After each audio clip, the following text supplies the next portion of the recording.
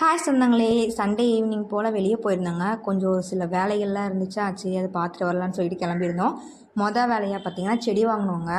Last time வந்துட்டு வெத்தலை செடி வாங்கி வச்சுருந்தோம். அது ஓரளவுக்கு வளர்ந்து வந்துடுச்சா, சரி ஓகே ஒரு துளசி செடியை வாங்குவோம்னு சொல்லிட்டு செடி வாங்க தாங்க போயிருந்தோம். ஒரு துளசி செடி மட்டும் தாங்க வாங்கினோம், மற்றபடி எதுவும் வாங்கலை.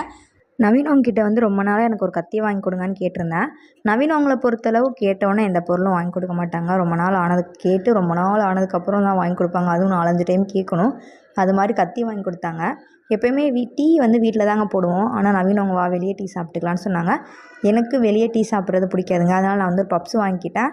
பாப்புக்கு வந்துட்டு பால், நவீன் அவங்க பஜ்ஜி. அதுக்கப்புறம் ரொம்ப நாள் ஆச்சுங்க ப்ரெட் மசாலா சாப்பிட்டு. பக்கத்து டேபிளில் இருந்ததை பார்த்தேன்னா, இங்கே ப்ரெட் மசாலா கிடைக்குமா, அப்போ வாங்குங்கடா சொல்லிட்டு ஒரு ப்ரெட் மசாலா ஆர்டர் போட்டேன். அதுக்கப்புறம் செயின் அப்புறம் கொலுசு எல்லாம் கொஞ்சம் வந்துட்டு அந்து போயிருந்துச்சுங்க.